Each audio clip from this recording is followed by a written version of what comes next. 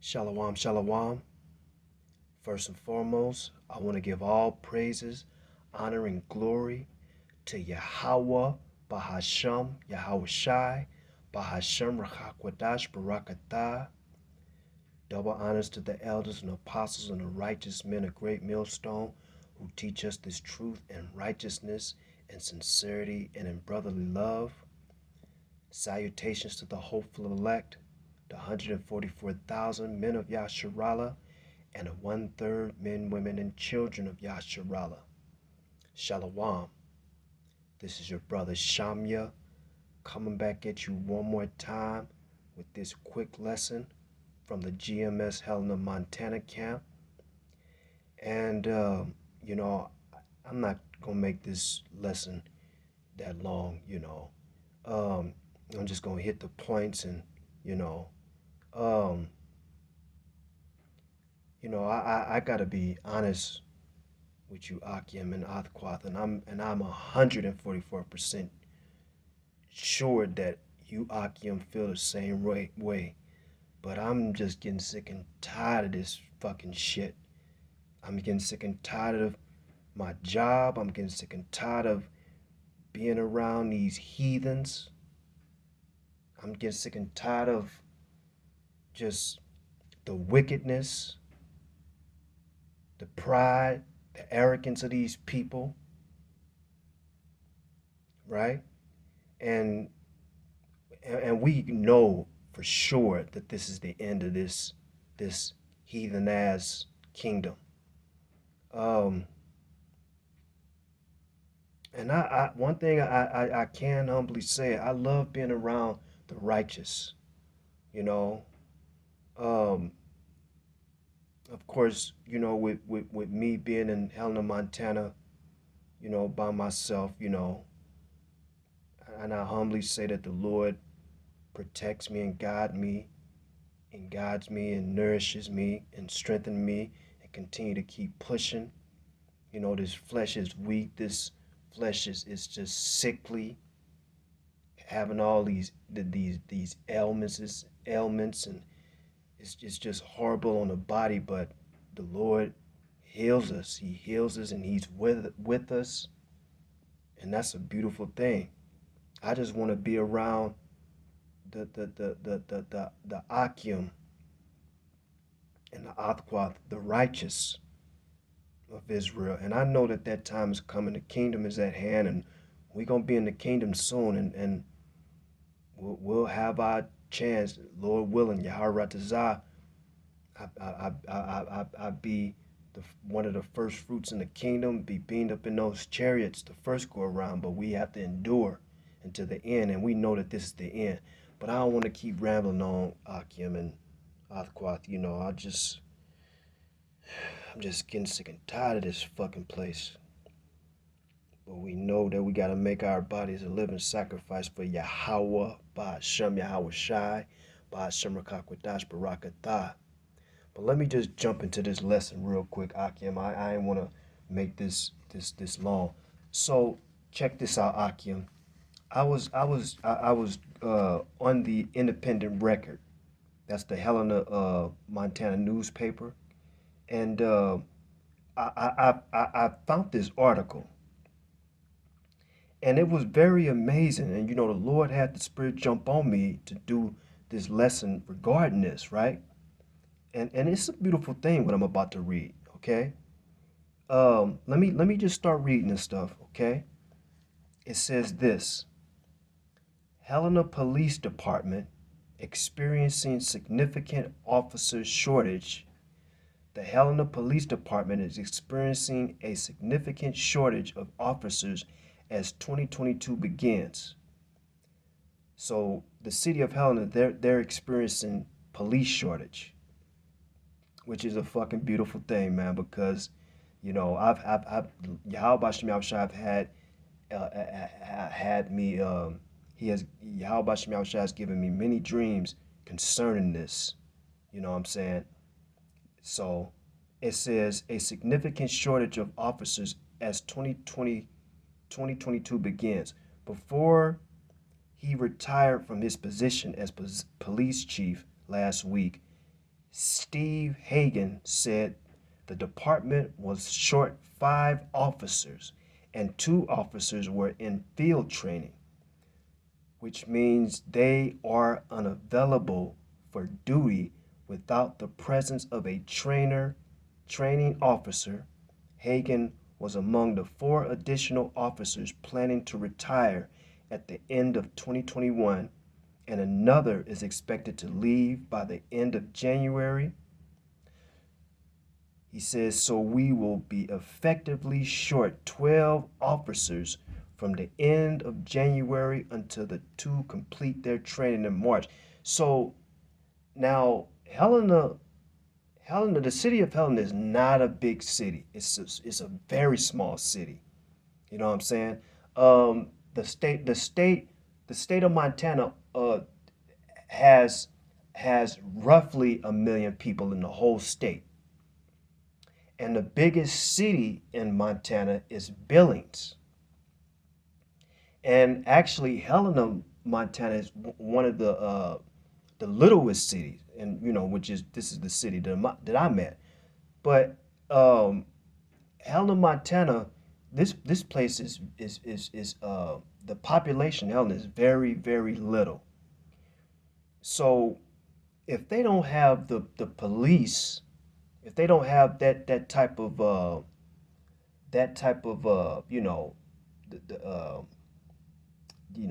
that help that every city needs, because you know uh, we know very soon that this place is going to become more lawless, more and more and more lawless, which means because people don't want to work. People don't want to work. People are stressed out and depressed and all fucked up. And even police officers, even police officers, ambulance personnel, firefighters, all these people that are in uh, and law enforcement and all that, and they just don't want to they don't want to work. So that's why I found this article very interesting, because um very very soon it's going to be more and more and more police officers shortage in the city of Helena. And what does that mean? And it's a lot of violence that's been going on in the city of Helena. A lot of violence that's been going on. That's all you hear is just ambulance and ambulance, even just police cars too. But it's not gonna go well in these next coming months, these next coming weeks, you know, with these mandates. They about to come down. Esau about to come down hard and heavy with these mandates. Um, it's finna get crazy. More people are gonna just quit their jobs, and you know, people are just fed up. We know that this place is through, and it's a beautiful thing. All praises to Yahweh Bashem Shai, Bashem Rakakwadash Barakatah. Okay, but yeah, I just wanted to read this article real quick because this is amazing. Um, and of course, the pride of these people, especially these wicked ass women, they think they can't be touched. They're they're still walking up with their heads high, prideful, very arrogant, like they're not going to ever be touched. But that's not true, because what I want to do is I want to go first to Second Ezra chapter 15. I want to go to Second Ezra chapter 15. We're gonna bring these precepts out through the spirit and power Yahweh Shem Yahweh Shai. Always. We're gonna go over it every time, over and over and over and over again, because the Lord wants us to go over it over and over and over again, because this is the word of Yahweh Shem Yahweh Shai. Barakatah. So this is Second Ezra chapter 15, verse 14. I'm gonna start at verse 14. Okay. And it says this. It says, now this is Yahweh Shem Yahweh Shai speaking. The Lord says this: woe to the world, and them that dwell therein. So the Lord is saying, listen, woe, destruction. The Lord is saying, fuck this place. Matter of fact, that's the spirit. Before I keep reading, it was a major earthquake today. I forgot where it was at, but it was a major earthquake. So the Lord is visiting this place and he's fucking this place up. Okay? So it says, woe to the world and them that dwell therein. Okay? Verse 15. For the sword, okay, that the sword, you know, the modern day sword, the gun, okay? For the sword in their destruction draweth nigh, and one people shall stand up against to fight against another, and swords in their hands. And that's happening right now. Okay, all over the world right now, you know, especially with these mandates. The people that haven't they haven't enough, you know, the people are standing up, you know. It's going to be a civil war very soon. They're standing up against their authorities. We're going to read it. Okay, it says in their hands, for there shall be sedition among men and invading one another. Very soon we're going to be seeing these people running into other people's houses, you know, evading one another.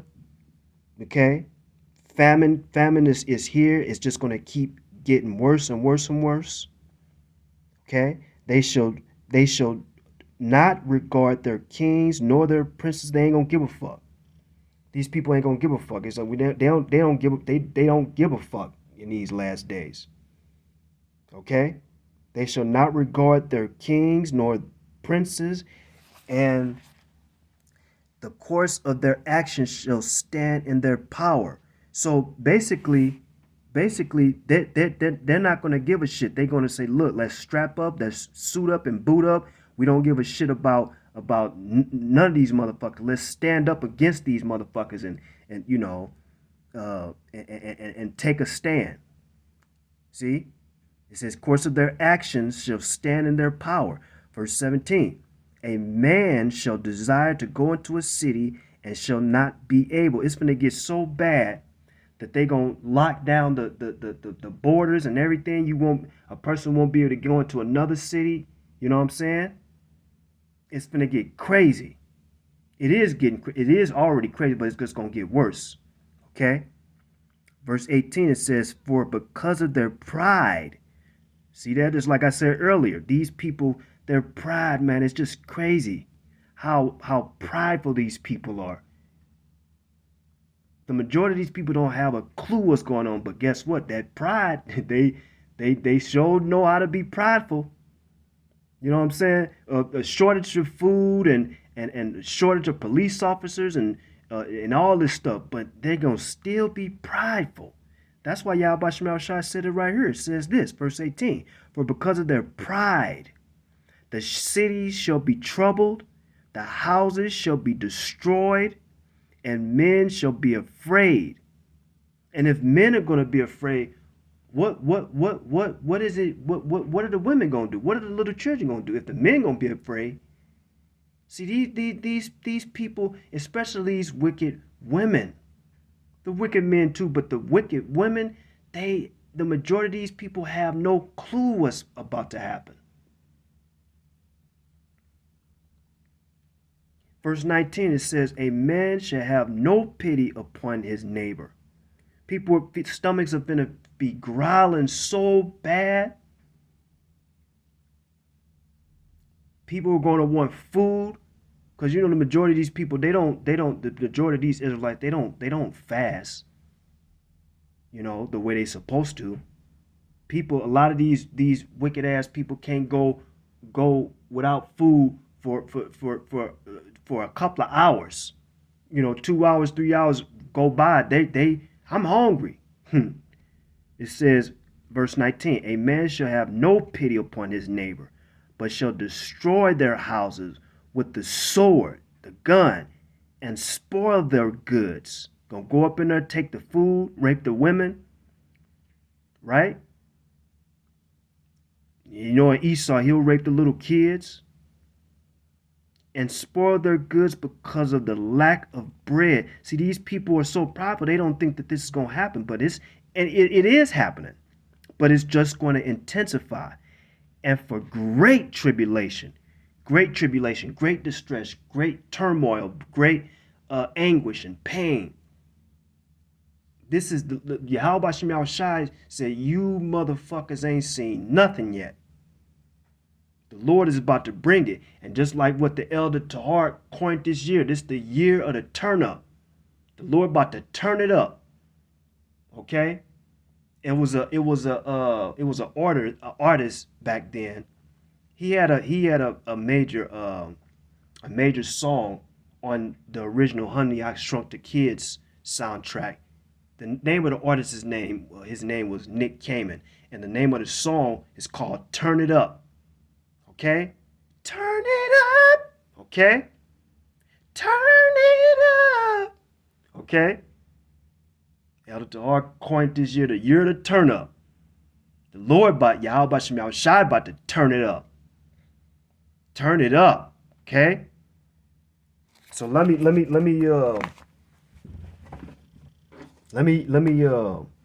go to the book of Isaiah chapter 13 verse 16. Isaiah chapter 13 and verse 16. Okay? Isaiah chapter 13. Okay, so let's see here. Isaiah chapter 13 and verse 16. And it reads, I'm going to start at verse 16. Okay? And this is going to happen. This is going to happen. Verse 16. Their children also shall be dashed to pieces. So the little children, just like what we just read in Second Ezra, the little children gonna be beat up. You okay? Be beat up, just destroyed. Verse 16. Their children also shall be dashed to pieces before their eyes. So these parents, they're gonna see their little children being beat to death. And they won't be able to do nothing about it. Dashed to pieces before their eyes. Their houses shall be spoiled. See, everything lines up because this is what we read in Second Ezra too. Their houses shall be spoiled and their wives ravished. Let's see what that says in the New Living Translation in Isaiah 13 and 16. In Isaiah chapter 13 and verse 16, the same precept. Isaiah 13 and verse 16. Okay? Isaiah chapter 13 and verse 16. And it reads, their little children will be dashed to death before their eyes. Their homes will be sacked and their wives will be raped.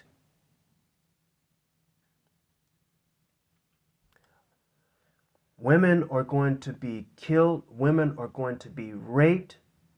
Women, children, men, they're going to be eaten. Cannibalism is coming back hard. But these wicked ass women, they gonna be getting raped. I'm gonna read it again. New Living Translation. Okay? Isaiah 13 and verse 16. It says, their little children will be dashed to death before their eyes, their homes will be sacked, and their wives will be raped. So, these so-called churches, man. Oh man, they in for a rude awakening. They in for a rude awakening.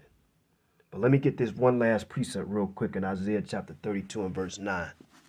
Okay, because this precept is coming out hard and heavy among Shasharala, because this is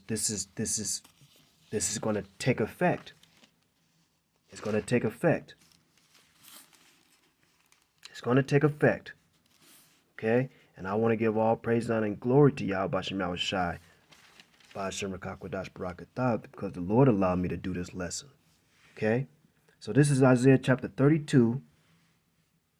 Isaiah chapter 32 and verse... Isaiah chapter 32 verse... let's start at verse 9. Let's start at verse 9. It says, now this is Yahweh Bashem Yahweh Shai speaking to the daughters of Israel. Okay?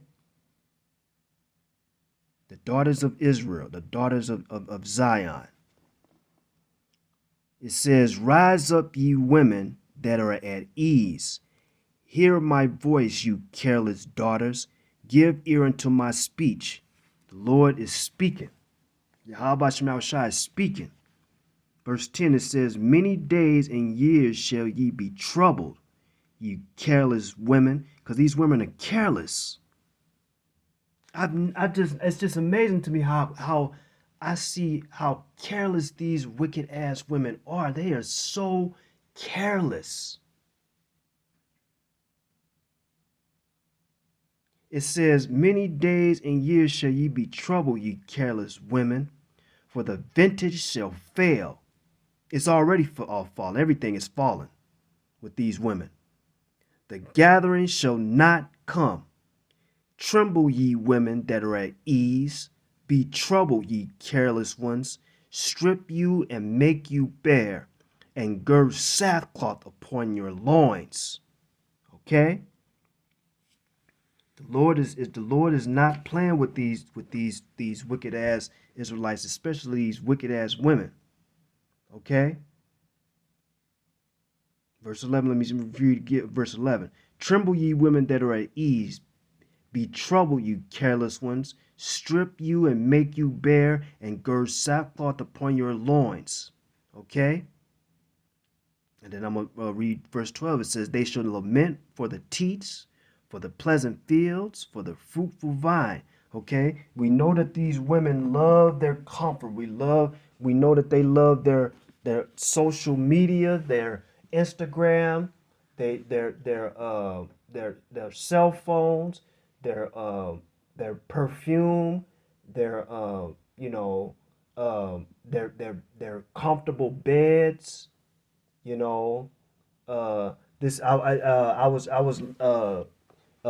I was listening to this Issacharite today. This is one of these women that rejected the truth too. This woman is talking about, I gotta pay off my car. I'm gonna pay off my car.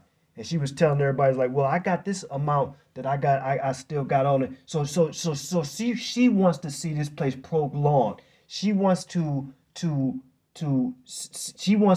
see her pay off her car, so she can prolong whatever the wickedness that she's been doing. She wants to prolong it. She don't want to see this place gone. She don't want to see this place through. We know that this place is through, but she don't want to see that. She can't see it. The Lord don't want her to see it. Okay? But real quick, let me read this in Isaiah chapter 32 and verse 9 in the New Living Translation. Okay? So it says this in the New Living Translation. It says, listen, you women who lie around in ease. Listen to me. Yahweh Bashem Shai says, listen to me. You who are so smug. In a short time, just a little more than a year, you careless ones will suddenly begin to care, and that time is now. They're going to start to care. Because, see, they don't care now because they still have everything. But what I clearly see, I see this. I see the Lord stripping these women, and they're starting to panic. But they still have it. They still got their goodies. But not very long. It says, and you careless ones will suddenly begin to care, for your fruit crops will fail. Their food, the money, they can go to the grocery store, they can get their steak dinners and their corn and their cereal and all that shit, their fruity pebbles and all that shit. It says in the harvest, the fruit crops will fail and the harvest will never take place. Tremble, ye women of ease. Throw off your complacency. Strip off your pretty clothes and put on burlap to show your grief. Verse 12, beat your breast in sorrow for your bountiful farms and your fruitful grapevines. This place is through. And like I said, with that Issacharite woman, and she's just one of them. Like what I sense, I can clearly sense, especially a lot of these Israelites, these Israelite men and these Israelite women that have rejected this truth. I can just feel it, on my spirit. The Lord is putting on my spirit. They're in trouble, but they're not. But it's